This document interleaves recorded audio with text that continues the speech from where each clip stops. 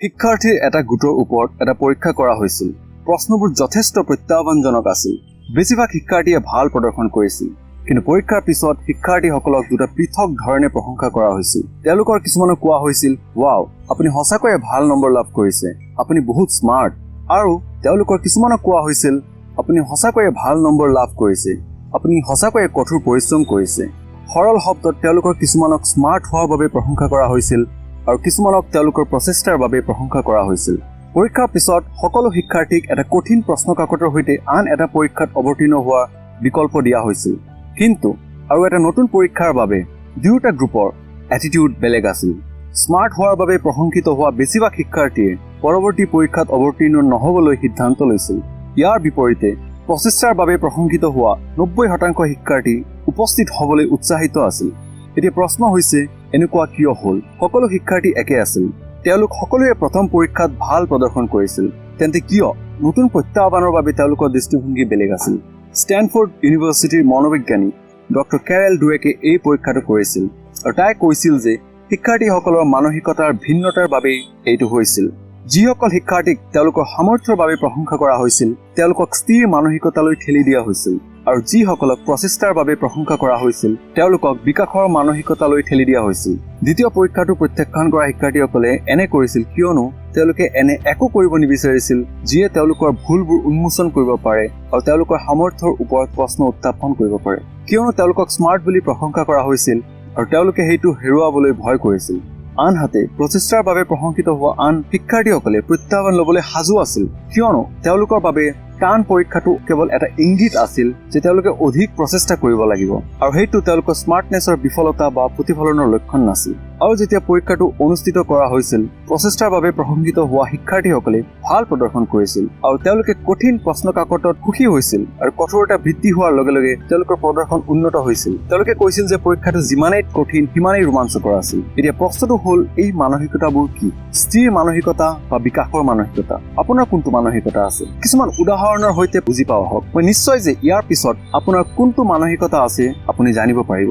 মনোভাৱৰ পাৰ্থক্যটো লক্ষ্য কৰক। বিকাশৰ মানসিকতা, এই কামটো সঁচাকৈয়ে কঠিন, কিয়নো মই এতিয়াও এই ক্ষেত্ৰত মোৰ সমস্যা সমাধানৰ দক্ষতা বিকাশ কৰি আছো। স্থিৰ মানসিকতা, মই এই কামটো কঠিন অনুভৱ কৰিছো, কিয়নো মই ইয়াত ভাল নহয়, মই এই ধৰণৰ বস্তুত স্বাভাৱিকতে ভাল নহয়।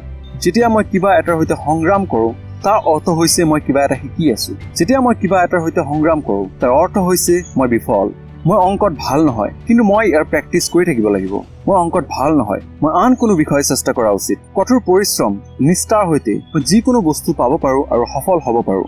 আপুনি প্ৰতিভাশালী হ'ব লাগিব, আৰু মানুহ জন্মগতভাৱে প্ৰতিভাশালী, আৰু কেৱল প্ৰতিভাশালী লোকেহে সফল হয়। উপৰোক্ত উদাহৰণবোৰৰ পৰা আমি দেখিবলৈ পাওঁ যে স্থিৰ মানসিকতা থকা লোকসকল পৰিৱৰ্তন আৰু প্ৰত্যাহ্বানৰ সৈতে নমনীয় নহয়। স্থিৰ মানসিকতা থকা লোকসকলে বেছিক বৈধতাৰ বাবে নিৰন্তৰ চেষ্টা কৰে আৰু ই তেওঁলোকক নতুন বস্তু ট্ৰাই কৰাত বাধা দিয়ে।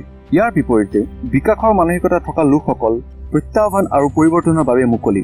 বিকাশৰ মানসিকতা বিকাশ কৰি আপুনি বুজি পাব যে জীৱনটো নিজকে অনিশ্চয়তা আৰু দুৰ্যোগৰ পৰা ৰক্ষা কৰাৰ বিষয়ে নহয়।